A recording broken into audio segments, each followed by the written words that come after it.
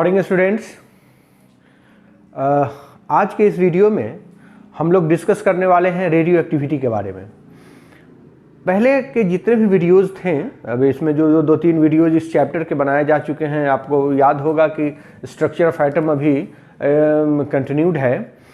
तो इसमें जो जितने भी वीडियोज़ बनाए गए हैं उन सारे वीडियोज़ में हम लोग सब एटॉमिक पार्टिकल्स की डिस्कवरी पढ़ रहे थे, और सब एटॉमिक पार्टिकल्स के डिस्कवरी में कैसे उसका इंडिकेशन मिला है कि सब एटॉमिक पार्टिकल्स भी एक न्यूट्रल एटम्स के भीतर होते होंगे, ये चर्चा हो चुकी है। और हम लोगों ने ये कंक्लूजन निकाला था कि किसी भी एटम जो कि एक न्यूट्रल एटम है उसके भीतर बहुत सारे सब एटॉमिक पार्टिकल्स भी होते हैं, और उन सब एटॉमिक पार्टिकल्स का एग्जिस्टेंस हमको पता चलता है कि जब दो सब्सटेंस को हम रब करते हैं, रगड़ते हैं, तो उनमें चार्ज का डेवलपमेंट होता है। और उसी चार्ज के डेवलपमेंट से हमको ये समझ में आया, ये हम लोगों ने अंदाज़ा लगाया कि एक एटम में कुछ सब एटॉमिक पार्टिकल्स भी होते हैं जो चार्ज्ड होते हैं। तो उन सब एटॉमिक पार्टिकल्स के डिस्कवरी के लिए बहुत सारे एक्सपेरिमेंट किए गए, डिस्चार्ज ट्यूब एक्सपेरिमेंट जिनको कहते हैं, और उनमें अलग अलग पॉसिबिलिटीज़ पे अलग अलग सब एटॉमिक पार्टिकल्स डिस्कवर किए। अभी तक हम लोगों ने जितना भी पढ़ा है उसमें इलेक्ट्रॉन की डिस्कवरी हो चुकी है, प्रोटॉन की डिस्कवरी हो चुकी है। अब जब इलेक्ट्रॉन की डिस्कवरी होती है 1896 में, उसके बाद प्रोटॉन की डिस्कवरी 1920 में है। वो बहुत लंबे अंतराल के बाद है, लेकिन चूंकि सब एटॉमिक पार्टिकल्स है इसलिए सब साथ में पढ़ा दिया। मैंने फर्स्ट लेक्चर में आपको बताया था कि इलेक्ट्रॉन की डिस्कवरी के बहुत दिनों के बाद प्रोटॉन की डिस्कवरी होती है, और उसके 12 साल के बाद न्यूट्रॉन की डिस्कवरी होती है। लेकिन इलेक्ट्रॉन की डिस्कवरी के और प्रोटॉन की डिस्कवरी के बीच में पीरियड आता है जब जे थॉमसन ने अपना एक एटॉमिक मॉडल दिया था, और रदरफोर्ड ने भी अपना एक मॉडल दिया था जो अल्फा पार्टिकल स्कैटरिंग एक्सपेरिमेंट पर आधारित था। तो ये दो मॉडल्स आ चुके थे इन इलेक्ट्रॉन और प्रोटॉन्स के बीच में, और बाद में न्यूट्रॉन की डिस्कवरी हुई। लेकिन अभी जो हम लोग पढ़ने वाले हैं वो चूंकि इलेक्ट्रॉन की डिस्कवरी पढ़ा, प्रोटॉन की डिस्कवरी पढ़ा, तो लाजमी है कि हमें न्यूट्रॉन की डिस्कवरी भी इसके साथ ही पढ़ लेनी चाहिए। तो हम न्यूट्रॉन की डिस्कवरी पढ़ लेते हैं। और न्यूट्रॉन की डिस्कवरी जो है वो रेडियो एक्टिविटी के द्वारा हुआ था, रेडियो एक्टिव रिएक्शन के द्वारा हुआ था। तो पहले हम लोगों को ये समझ लेना है, आप में से बहुत लोगों ने समझा होगा, जानते भी होंगे रेडियो एक्टिविटी को, लेकिन चूंकि ये सबके लिए वीडियोज़ हैं तो आपको हम ये रेडियो एक्टिविटी को स्टार्टिंग से समझाते हैं कि रेडियो एक्टिविटी होता क्या है।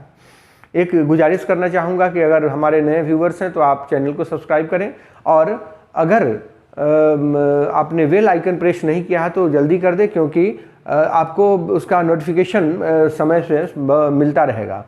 हमेशा एक नए नए वीडियोज इस पर अपलोड किए जाते हैं और वो सब केमिस्ट्री से रिलेटेड होते हैं। तो आप चैनल को सब्सक्राइब करें, और जो भी वीडियोज आप देखते हैं आपको अच्छा लगता है तो लाइक देना ना भूलें। तो चलिए हम आते हैं रेडियो एक्टिविटी पे। यहाँ जो वर्ड है रेडियो, तो रेडियो वर्ड से कभी कंफ्यूज नहीं होना है। ये रेडियो का मतलब यहाँ होता है रेडिएशन से। रेडियो का मतलब यहाँ हम लोग समझते हैं रेडिएशन से, रेडिएशन। और एक्टिविटी तो आप समझ ही रहे हैं कि एक्टिविटी का मतलब होता है एक्टिविटी, एक्टिविटी का मतलब एक्टिविटी, हम इसको समझते हैं। तो रेडियो एक्टिविटी, रेडिएशन की एक्टिविटी, रेडिएशन से रिलेटेड एक्टिविटी। तो एक साइंटिस्ट हुए 1896 में, इन 1896 एक साइंटिस्ट हुए हेनरी बैक्वेरेल, हेनरी बैक्वेरेल एक साइंटिस्ट हुए जिन्होंने discovered radio activity. Radio activity की डिस्कवरी हेनरी बैक्वेरेल के द्वारा की गई 1896 ईस्वी में। इस रेडियो एक्टिविटी में कहता है कि उनके पास, उनके पॉकेट में कुछ फोटोग्राफिक प्लेट्स थे, और जब वो एलिमेंट्स के साथ कुछ एक्सपेरिमेंट कर रहे थे तो अचानक वो फोटोग्राफिक प्लेट खराब हो जाता है। फोटोग्राफिक प्लेट देखिए,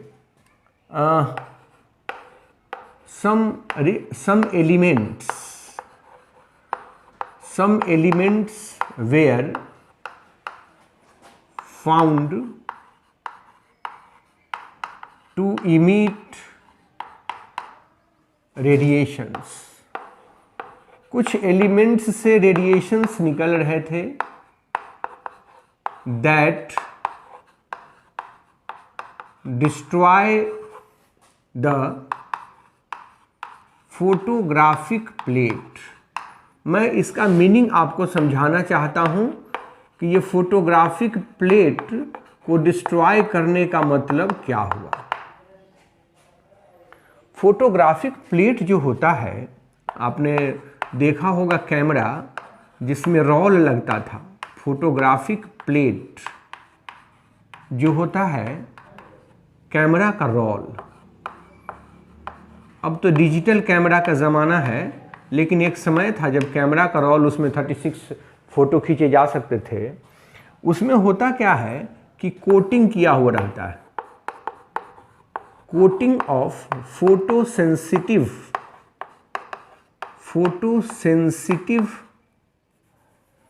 फोटोसेंसिटिव सब्सटेंस।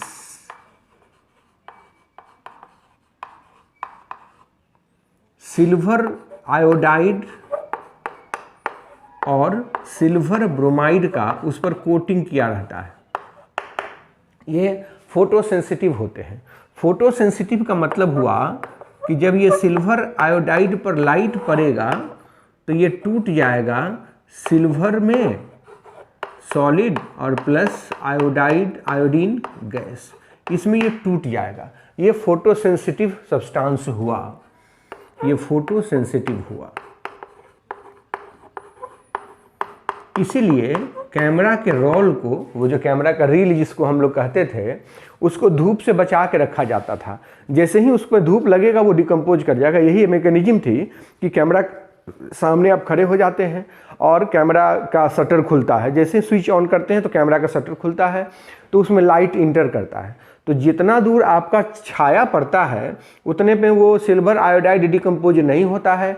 बाकी जहाँ जहाँ भी धूप पड़ता है, वो रोशनी पड़ती है, वहाँ वो डिकम्पोज कर जाता है। और जब डिकम्पोज कर जाता है तो उसको हाइपो सॉल्यूशन में, जिसको डेवलपर कहते हैं, हाइपो सॉल्यूशन में डुबाते हैं। तो बाकी जो सिल्वर आयोडाइड है वो डिकम्पोज होकर सॉल्यूशन में चला जाता है, और जहाँ आपकी छाया पड़ी थी वहाँ एक निगेटिव का अनडिकम्पोज सिल्वर आयोडाइड रह जाता है, जिसको फिर कंप्यूटर की मदद से उसको डेवलप कर लेते हैं। पॉजिटिव में एक फ़ोटो हम लोग प्रिंट कर लेते हैं।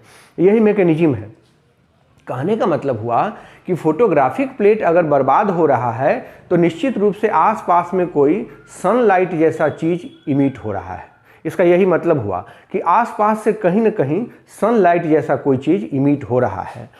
तो फोटोग्राफिक प्लेट को बर्बाद करने वाला, photographic plate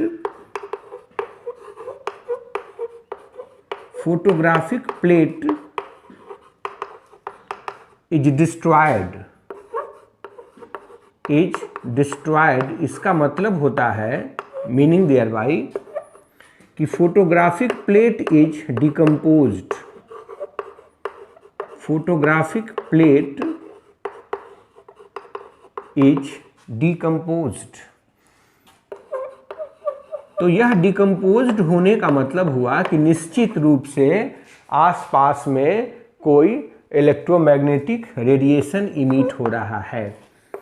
it means there must be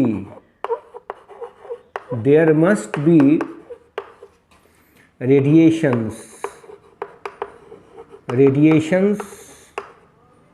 around the photographic plate, इसका यही मतलब हुआ। फोटोग्राफिक प्लेट उनका बर्बाद हो गया, इसका सीधा मतलब निकलता है कि आसपास में निश्चित रूप से कुछ रेडिएशन है जिसके कारण फोटोग्राफिक प्लेट बर्बाद हुआ है। तो अब उस रेडिएशन को रेडियो एक्टिव रेज कहा। हेनरी विक्वेरेल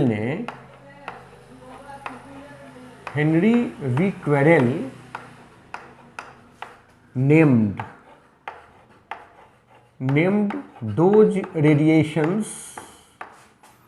those radiations, उनका नाम रखा गया द रेडियो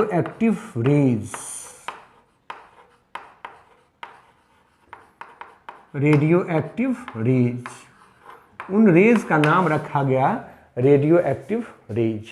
और इस घटना को and the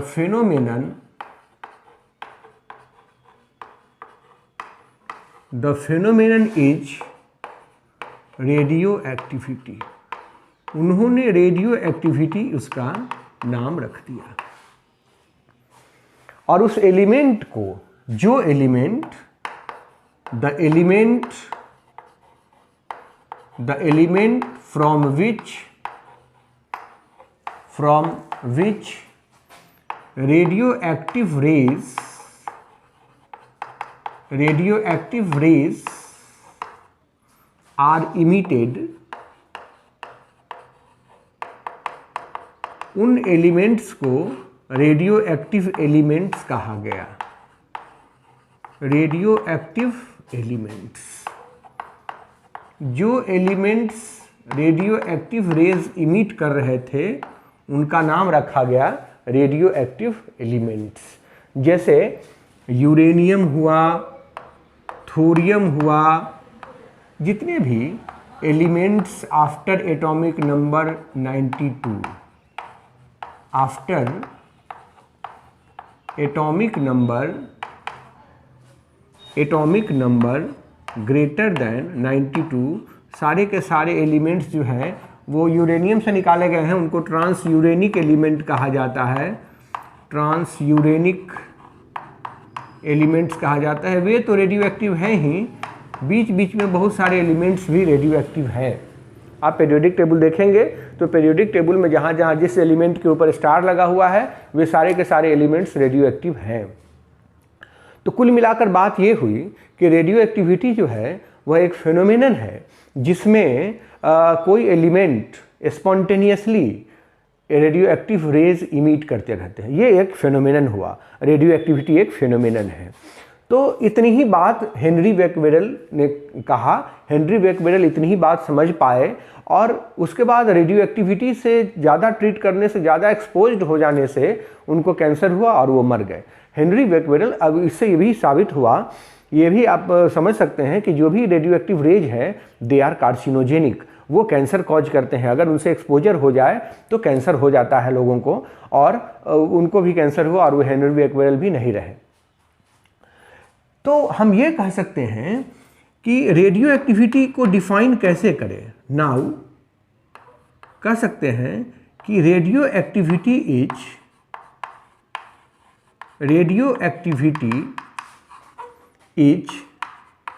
actually the spontaneous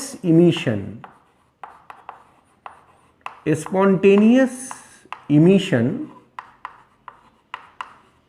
of radioactive rays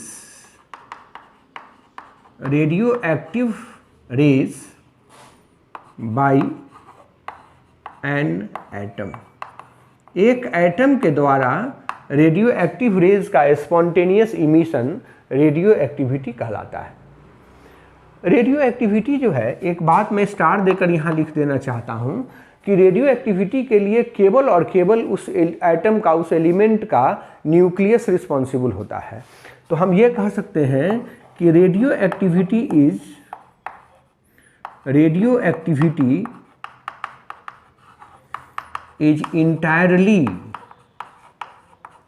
entirely a nuclear phenomena.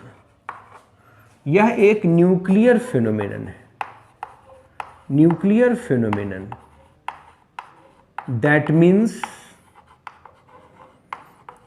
Means only nucleus is responsible for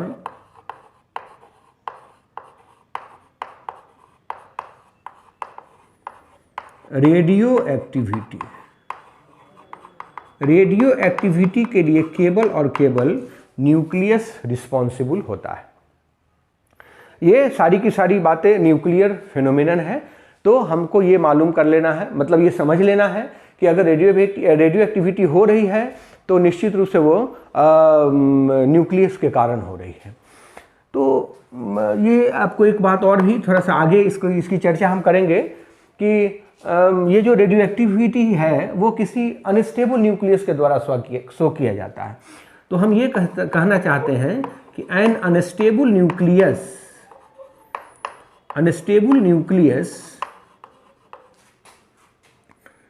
spontaneously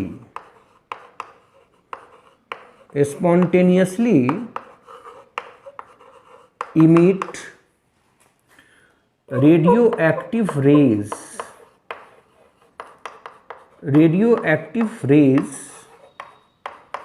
in order to get stability। इस लाइन के बारे में हम लोग बाद में चर्चा करेंगे। ये बात हो गई कि रेडियो एक्टिविटी की डिस्कवरी हो गई। रेडियो एक्टिविटी क्या है, अब क्यों होता है, ये हम बाद में बात करेंगे। अभी हम रेडियो एक्टिविटी को और थोड़ा सा जानें। रेडियो एक्टिविटी क्या है, रेडियो एक्टिव रेज क्या है, इसको थोड़ा और करीब से जानना चाहते हैं। तो चलिए हम लोग इसको और करीब से जानें कि ये रेडियो एक्टिविटी है क्या।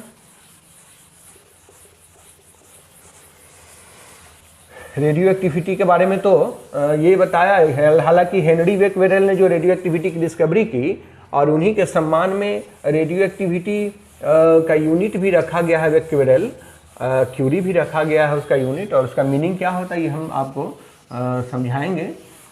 तो यहाँ इतनी सी बात हुई किसके समय में, ये समय था हेनरी बेकवेरेल का, और इतनी सी बात हुई, हेनरी बेकवेरेल ने ये कहा कि कुछ ऐसे सब्सटेंस है नेचर में पाए जाने वाले जो spontaneously alpha beta gamma ray तो अभी कहा नहीं है, मतलब रेडियो एक्टिव रेज इमिट करते रहते हैं, और इस घटना को रेडियो एक्टिविटी कहा जाता है, और उस एलिमेंट को रेडियो एक्टिव एलिमेंट कहा जाता है, और इन रेज को रेडियो एक्टिव रेज कहा जाता है। ये सारी बातें हम लोग अभी तक ये समझ गए।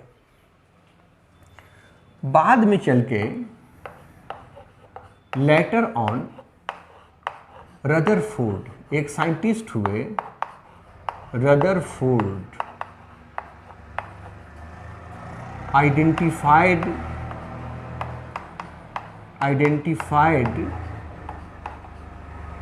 3 different types of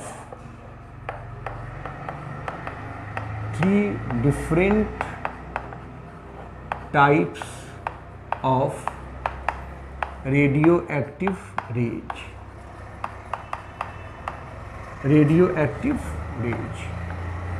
उन्होंने 3 तरह का रेडियो एक्टिव रेज पहचाना। उनका एक्सपेरिमेंट था कि एक लीड ब्लॉक लिया गया, इस लीड ब्लॉक में रेडियो एक्टिव एलिमेंट रख दिया गया, रेडियो एक्टिव एलिमेंट इसमें रख दिया गया, और इधर पॉजिटिव टर्मिनल लगाया गया, इधर निगेटिव टर्मिनल लगाया गया। तो देखा कि कुछ रेज जो है वो पॉजिटिव टर्मिनल की तरफ मुड़ गई, कुछ रेज निगेटिव टर्मिनल की तरफ मुड़ गई, और कुछ रेज सीधे चली गई। तो जो निगेटिव टर्मिनल की तरफ मुड़ गई वो पॉजिटिवली चार्ज था, और उसका नाम रखा रदरफोर्ड ने अल्फा रे। जो पॉजिटिव की तरफ मुड़ गया उसका नाम रखा उन्होंने बीटा रे, वो निगेटिवली चार्ज था, और जो जिस पर चार्ज का असर नहीं हुआ इलेक्ट्रिक फील्ड का, उसका नाम उन्होंने रख दिया गामा रे। और इस तरह से 3 रेडियो एक्टिव एलिमेंट्स पहचाने गए, अल्फा रे, बीटा रे एंड गामा रे। इनकी बात जरा समझ लेनी है। मतलब रेडियो एक्टिव रेज कौन कौन से हो गए, alpha, beta and gamma. Radioactive rays में से पहला हुआ अल्फा रे। बाद में पता चला, इसको जब बहुत ही डेप्थ में स्टडी किया गया तो पता चला कि अल्फा रे जो होते हैं it is positively charged radioactive rays. ये पॉजिटिवली चार्ज्ड होता है alpha ray, because in electric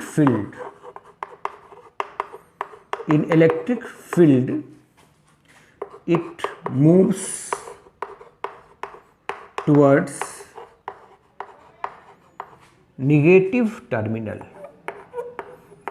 यह निगेटिव टर्मिनल की तरफ मूव कर जाता है, इसलिए इस पर पॉजिटिव चार्ज एज्यूम किया गया, इस पर पॉजिटिव चार्ज होता है। दूसरा, it is actually the nucleus of helium. It is actually the nucleus of helium. ये हीलियम का न्यूक्लियस है। आप समझ गए होंगे कि हीलियम में प्रोटॉन, 2 इलेक्ट्रॉन और 2 न्यूट्रॉन, तो इसके न्यूक्लियस का मतलब है इसमें से अगर 2 इलेक्ट्रॉन निकाल दिया जाए तो बनेगा हीलियम 2+, और यही है अल्फा रे। इसी हीलियम के न्यूक्लियस को हम अल्फा रे की संज्ञा देते हैं, यही है अल्फा रे, ये हीलियम का न्यूक्लियस है। इसका यह मतलब हुआ, it means an alpha ray carries 2 units positive charge, 2 unit positive charge होगा उस पर, एंड 4 यूनिट्स मास, और उसका मास जो है वो 4 यूनिट होगा। 2 यूनिट पॉजिटिव चार्ज, 4 यूनिट उसका मास होगा। ये अल्फा रे की बात हुई। अल्फा रे को रिप्रेजेंट कर सकते हैं आप, represented by, this is actually the nucleus of helium, तो He24 हम लोग लिख देते हैं। तो ये समझा जाता है कि ये अल्फा रे का सिंबल है, ये अल्फा रे को रिप्रेजेंट किया जा रहा है, ये अल्फा रे है। He24 लिख दिया, इसका मतलब ये अल्फा रे है। अल्फा रे जो है इसका penetration power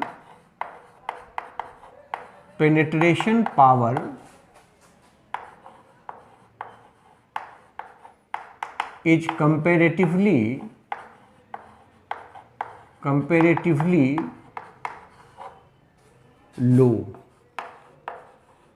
lower than other radioactive rays। Other radioactive rays के मुकाबले इसका पेनेट्रेटिंग पावर कम होता है। चूंकि इसका मास ज़्यादा है, इसलिए इसका स्पीड जो है वो बहुत कम होगा। स्पीड ऑफ अल्फा रे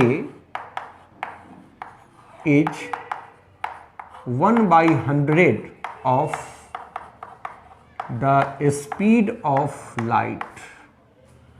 स्पीड ऑफ लाइट के स्पीड का 100वां हिस्सा होता है अल्फा रे का speed. It can hardly penetrate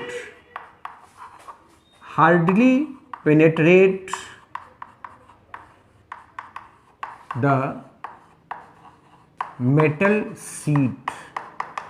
एक मेटेलिक सीट को ये बहुत मुश्किल से आर पार कर सकता है, मतलब नहीं के बराबर कर सकता है ये। अल्फा रे जो है जब कभी किसी न्यू एटम से निकलेगा, whenever an alpha ray is emitted from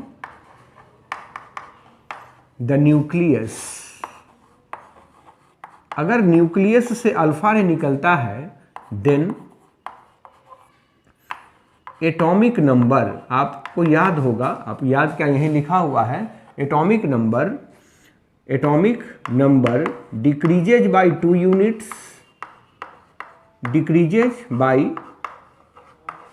units, and mass number by 4 units.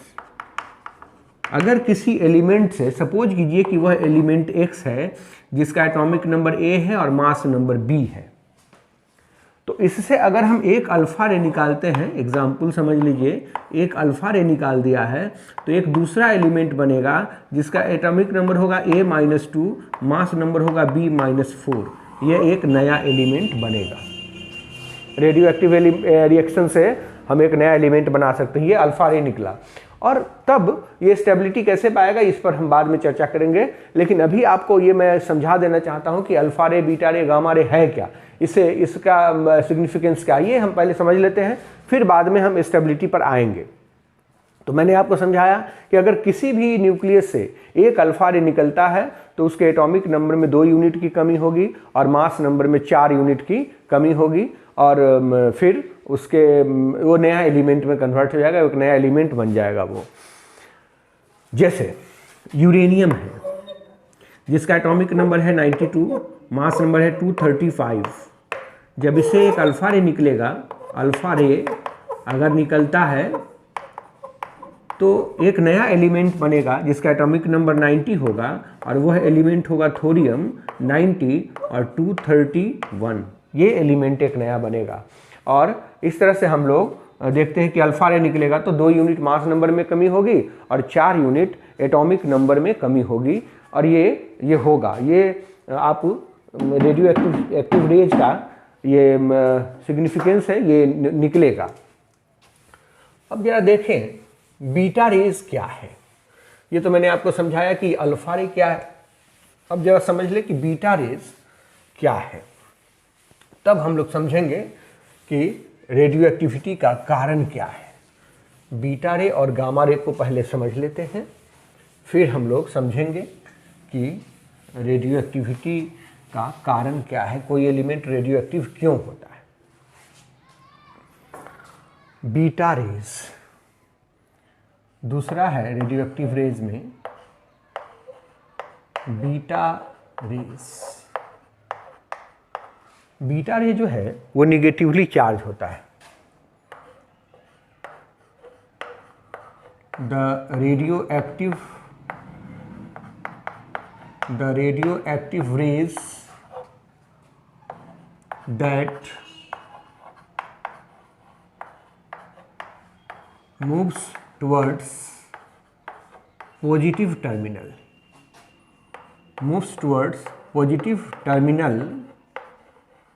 of electric field, जो इलेक्ट्रिक फील्ड के पॉजिटिव टर्मिनल के तरफ मूव कर गया, उसका नाम रखा गया बीटा रे। इसका यह मतलब हुआ कि बीटा रे निगेटिवली चार्ज होता है। इट मीन्स बीटा रे इज निगेटिवली चार्ज्ड। इसका यह मतलब हुआ कि बीटा रे निगेटिवली चार्ज होता है। It is represented by, it is denoted by E-1 0, just electron के जैसा। It means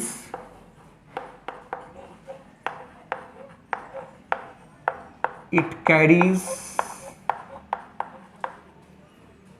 unit negative charge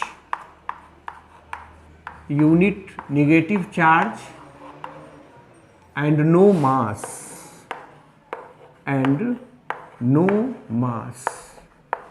इसका मास जो है वो 0 होता है, लेकिन यूनिट नेगेटिव चार्ज इस पर होता है। मास 0, चार्ज -1। ये जस्ट एक इलेक्ट्रॉन के जैसा है।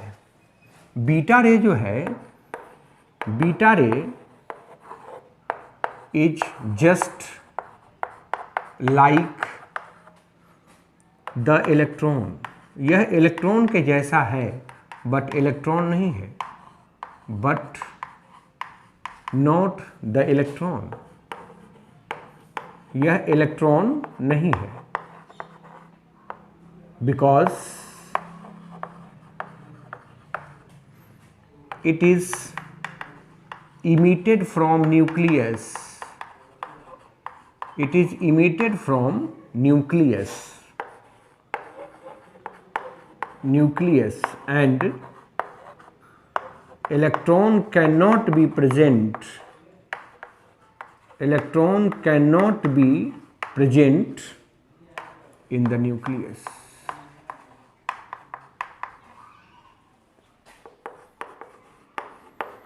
इलेक्ट्रॉन न्यूक्लियस में प्रेजेंट नहीं हो सकता है, इसलिए यह इलेक्ट्रॉन के जैसा तो है लेकिन ये इलेक्ट्रॉन है नहीं। पेनेट्रेटिंग पावर इसका ज़्यादा होता है। Penetrating power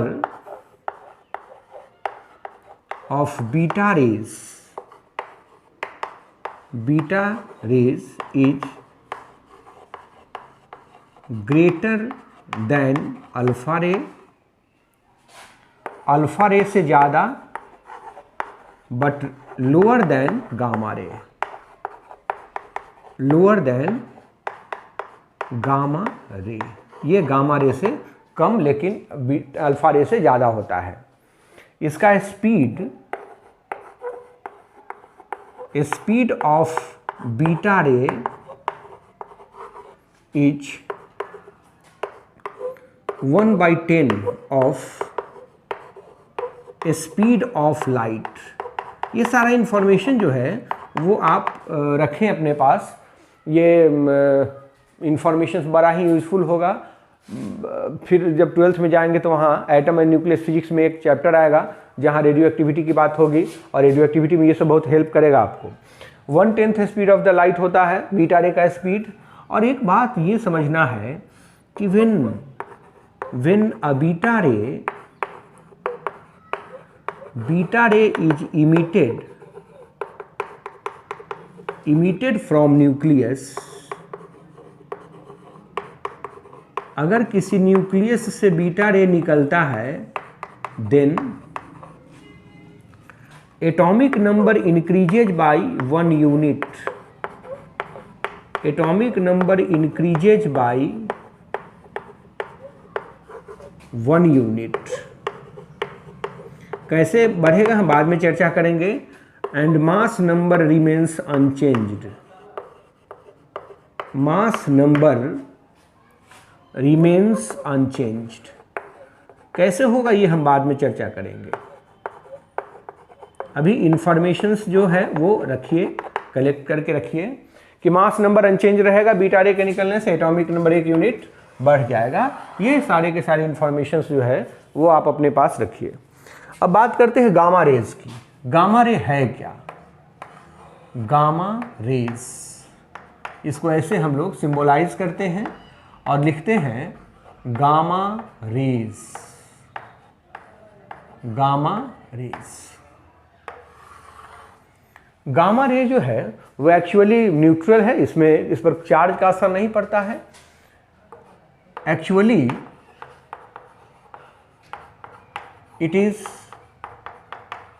it is a form of energy। यह एनर्जी का एक फॉर्म है and does not affected by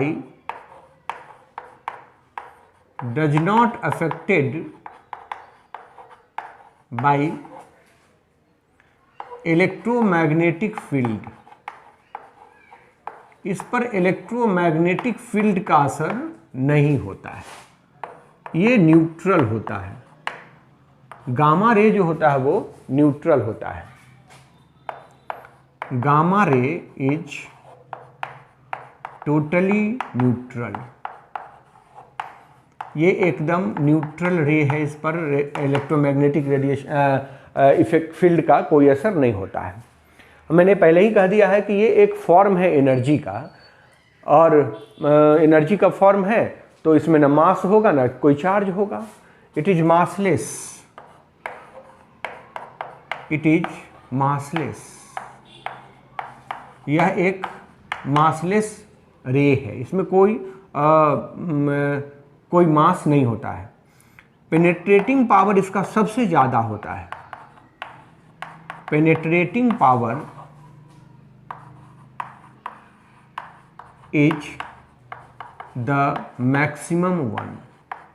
सबसे ज़्यादा पेनेट्रेटिंग पावर होता है। ये मोटे से मोटे मेटल के शीट को भी पेनेट्रेट कर देते हैं, आर पार जा सकते हैं।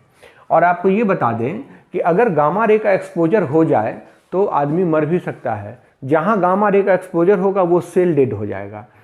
लेकिन कुछ गामा रे ऐसे हैं जिनका इस्तेमाल रेडियोथेरेपी, नाम सुना होगा आपने, रेडियोथेरेपी या रेडिएशन थेरेपी जो होता है कैंसर के इलाज में। कोबाल्ट 60 एक आइसोटोप है कोबाल्ट का, जिससे निकलने वाले गामा रे का इस्तेमाल कैंसर के इलाज में किया जाता है। कैंसरस सेल जो होते हैं उसको डिस्ट्रॉय करने में कोबाल्ट 60 से निकलने वाले एक गामा रे का इस्तेमाल किया जाता है। गामा रे बहुत ही ज़्यादा खतरनाक होता है और कहते हैं कि स्पीड जो होगा गामा रे का, speed of gamma ray is equal to the speed of light. Gamma ray का स्पीड लाइट के स्पीड के बराबर होता है।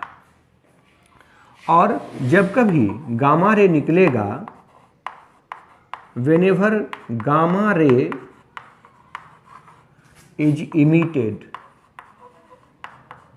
gamma ray is emitted from an atom,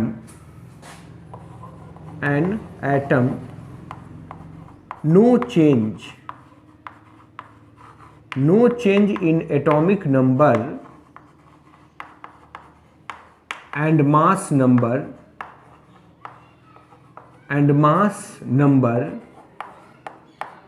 is object.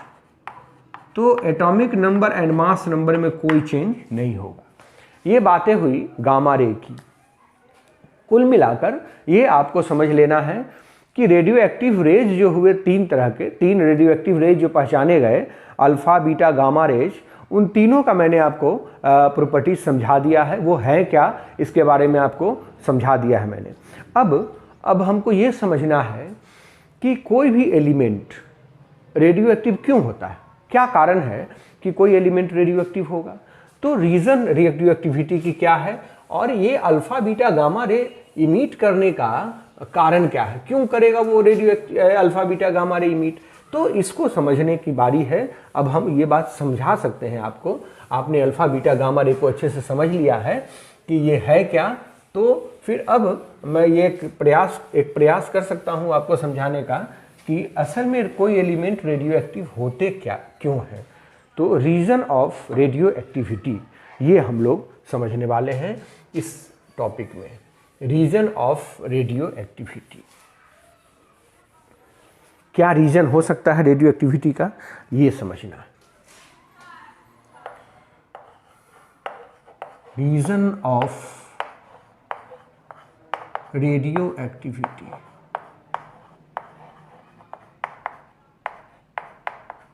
तो मैंने शुरू में ही आपको बताया है कि एक अनस्टेबल न्यूक्लियस जो होते हैं वो alpha beta gamma ray emit करते रहते हैं। अनस्टेबल न्यूक्लियस, तो कह सकते हैं कि रेडियो एक्टिविटी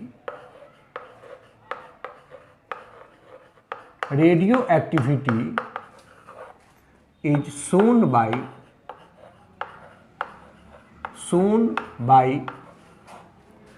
the elements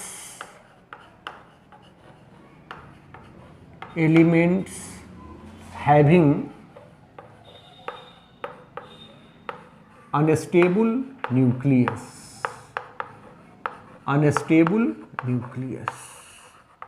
जिसका न्यूक्लियस अनस्टेबल होता है वे रेडियो एक्टिविटी शो करते हैं। तो अनस्टेबल न्यूक्लियस का मतलब हुआ क्या, देखिए न्यूक्लियस का कंसेप्ट दिया था रदरफोर्ड ने। न्यूक्लियस जो है वो कहाँ होता है, present at the centre of atom,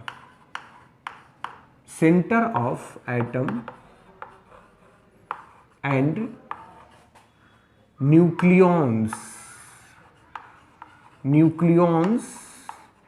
are present at the nucleus, present at the nucleus.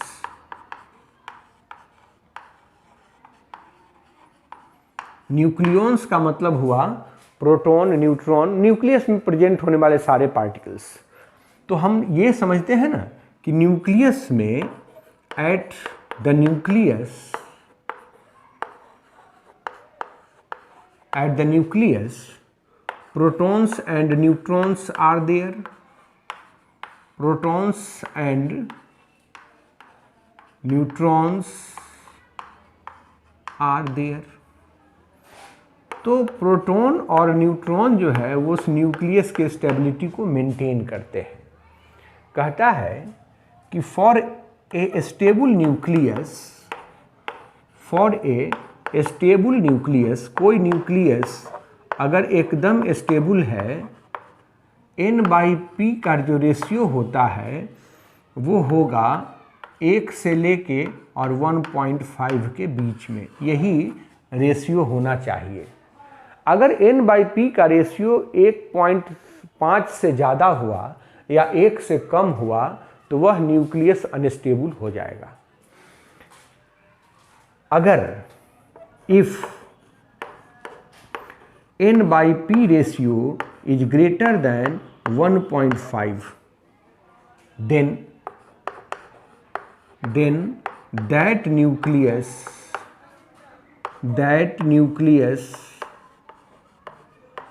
is unstable and spontaneously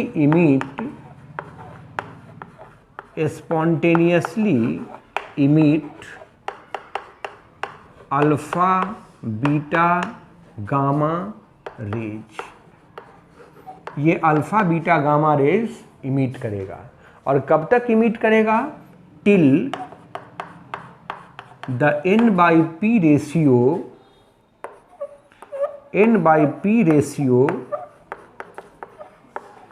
falls between 1 to 1.5। इस रेंज में अगर n/p रेशियो आ गया तो वो स्टेबल हो जाएगा और ये अल्फा बीटा गामा रे तब तक इमिट करता रहेगा जब तक कि n/p रेशियो इस रेंज में नहीं आ जाता हो। तो ये कारण है। और कभी कभी किसी न्यूक्लियस के लिए बड़ा रेयर है कि अगर n/p 1 से कम हो गया तभी वो रेडियो एक्टिव हो गया। एक एग्जाम्पल आप देख सकते हैं कि यूरेनियम जो है 92-235 एक रेडियो एक्टिव एलिमेंट है, ए रेडियो एक्टिव एलिमेंट। तो इसके रेडियो एक्टिविटी का कारण हम उस पर उस कंडीशन पर बैठा के देखते हैं कि यूरेनियम में, इन यूरेनियम प्रोटॉन की संख्या तो 92 हो गई और न्यूट्रॉन की संख्या 235 माइनस 92 तो हो जाएगा 143। तो अगर आप n/p निकालेंगे इसका तो निश्चित रूप से वो 1.5 से बड़ा होगा। n/p जो होगा वो निश्चित रूप से 1.5 से बड़ा होगा। इसीलिए hence uranium is radio active. तो यूरेनियम के रेडियो एक्टिव होने के पीछे कारण यही है कि उसका n/p रेशियो 1.5 से ज़्यादा है, इसलिए वो निश्चित रूप से रेडियो एक्टिव होगा, इसमें कहीं से कोई दो राय नहीं है। अब एक सवाल आता है कि न्यूक्लियस जो होता है उसमें तो कोई निगेटिवली चार्ज पार्टिकल होते ही नहीं है, तो फिर बीटा रे जो कि एक निगेटिवली चार्ज पार्टिकल है कैसे निकलता है न्यूक्लियस से? मैं ये बात यहाँ क्लियर करना चाहता हूँ कि as there is no negatively charged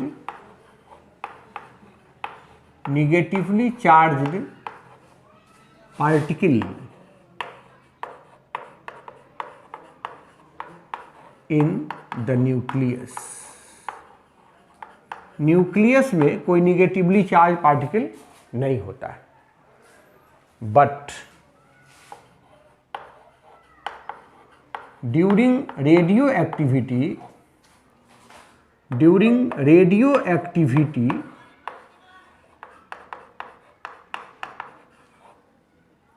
a nucleus emit beta ray which is a negatively charged rays, negatively charged। जरा ध्यान दीजिए,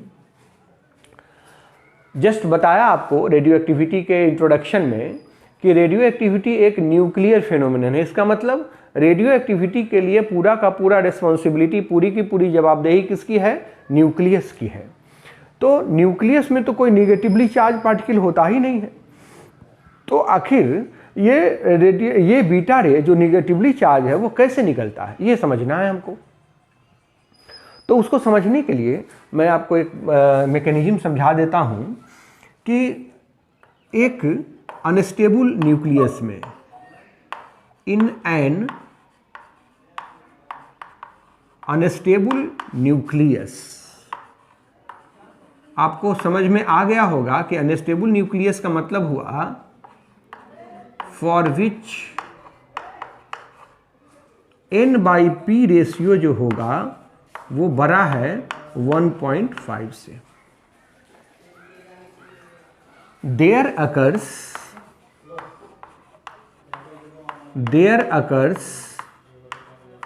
a spontaneous interchange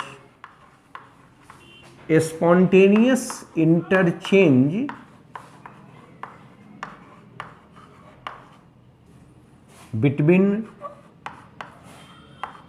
protons and neutrons।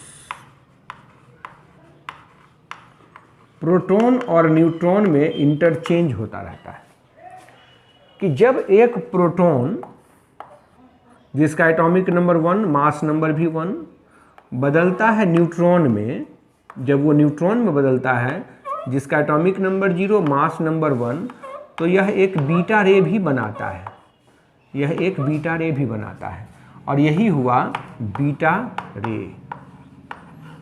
और जब एक न्यूट्रॉन जिसका atomic number 0, mass number 1, proton में बदलता है 1 and 1, तो इसमें एक पॉजिट्रॉन बनता है 0 and +1। ये जो रे है ये कहलाता है पॉजिट्रॉन। तो आपने समझ लिया कि बीटा रे क्यों निकलता है, या कोई भी न्यूक्लियस रेडियो एक्टिव क्यों हो जाता है।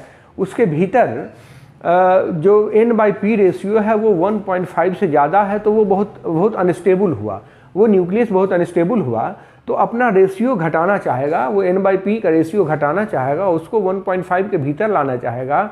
और इसके लिए उसमें n नाइट्रोजन और प्रोटॉन के बीच में इंटर कन्वर्जन होता रहता है, एक बात। दूसरी बात कि उसमें अल्फा रेज निकलता है जिससे भी रेशियो घटेगा, तो ऐसा करके वो स्टेबिलिटी पाना चाहेगा। यहाँ एक बात कंक्लूजन समझ सकते हैं आप कि जब बीटा रे निकलता है, जब बीटा रे निकलेगा,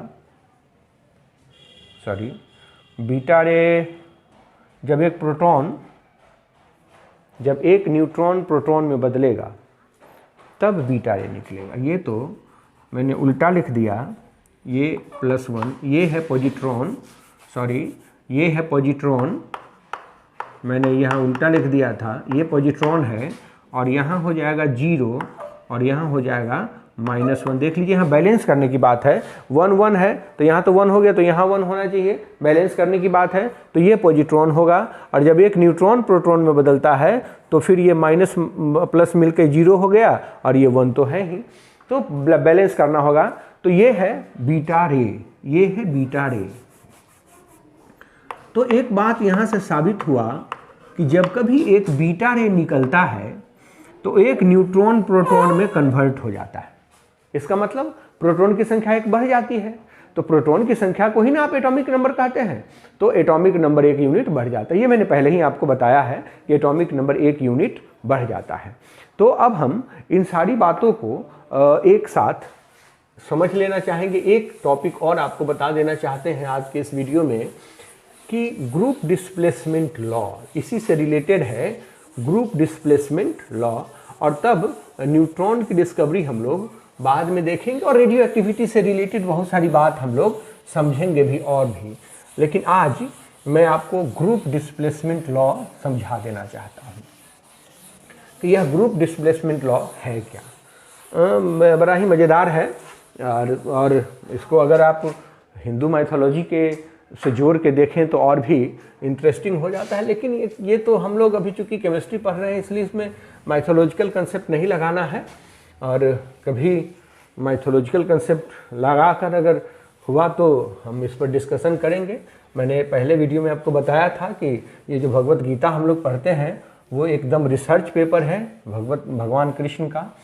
गीता जो है वो अलग अलग है, गणेश गीता है, उद्धव गीता है, और भगवत गीता है, बहुत सारे गीता है। लेकिन इसमें से जो रिसेंट जिसकी बात हम करते हैं वो भगवत गीता की करते हैं, और वो तो जस्ट रिसर्च पेपर है। मैंने कहा था आपको कि ये कृष्ण का रिसर्च पेपर है। तो हम बात थोड़ी सी ग्रुप डिस्प्लेसमेंट की कर लेते हैं। बस आपको समझा देना चाहता हूँ, group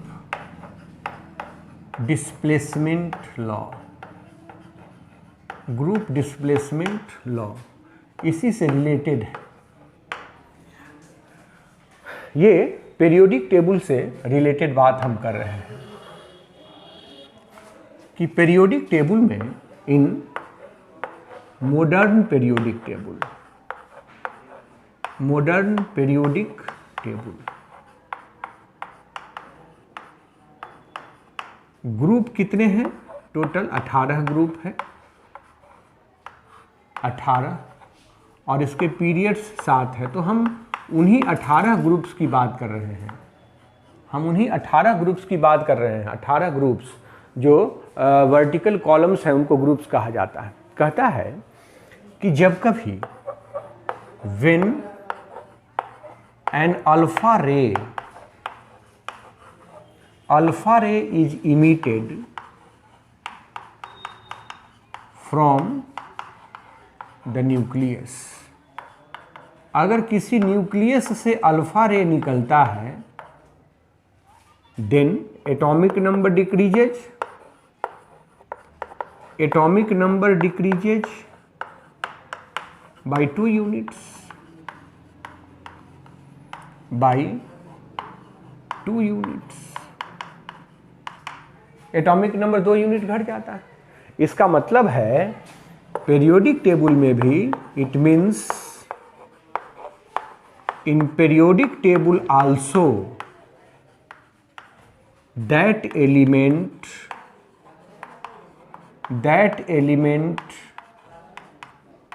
will shift two groups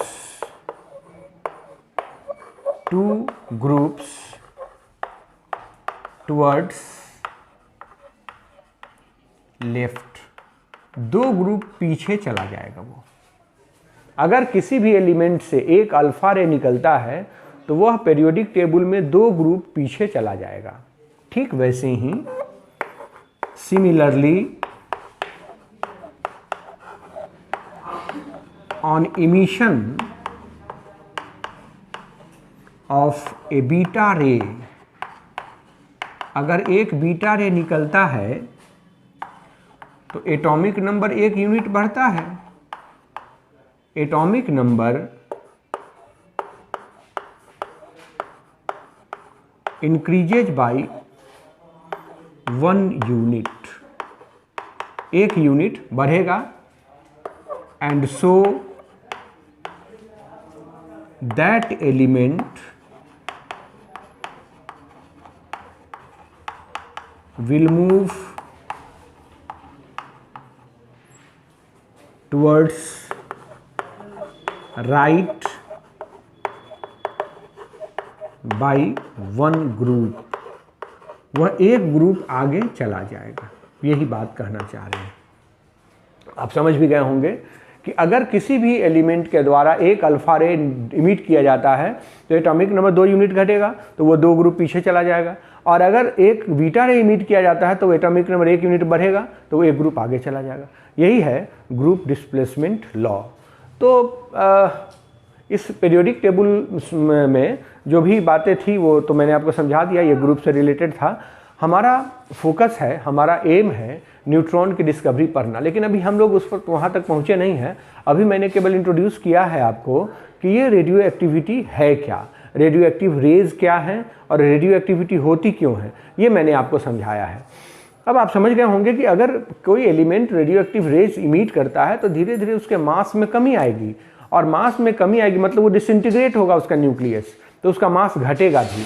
और इससे रिलेटेड बहुत सारा नया नया कंसेप्ट है और मेडिकल साइंस में भी उसका यूज किया जाता है। आर्कियोलॉजिकल सैंपल्स का अगर हम एज निर्धारण करना चाहते हैं कि कोई अगर लकड़ी का टुकड़ा हमको मिला वो कितना हज़ार साल पहले इस धरती पर था जिंदा, तो ये सब हम इसी रेडियो एक्टिविटी के मदद से जान सकेंगे और इस पर हम लोग चर्चा करेंगे नेक्स्ट वीडियो में। ये वीडियो बहुत बड़ा हो रहा है, तो हम अगली बात बड़ा ही इंटरेस्टिंग आपसे करने वाले हैं कि जैसे डायनासोर कितना करोड़ साल पहले इस धरती पे रहता था, इसकी जानकारी हमें कैसे मिलती है, या रामायण 7000 साल पहले हुआ है इस धरती पे, ये हम कैसे पता लगाते हैं।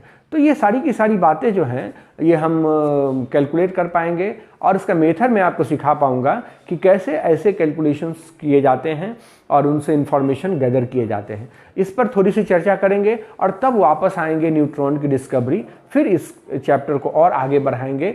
लेकिन अभी हम लोग रेडियो एक्टिविटी को जो पढ़ रहे हैं उससे रिलेटेड कुछ इंटरेस्टिंग बात, आज तो केवल रेडियो एक्टिविटी को जाना कि रेडियो एक्टिविटी है क्या, उससे रिलेटेड बहुत सारी इंटरेस्टिंग बातें हम लोग नेक्स्ट वीडियो में करेंगे। धन्यवाद।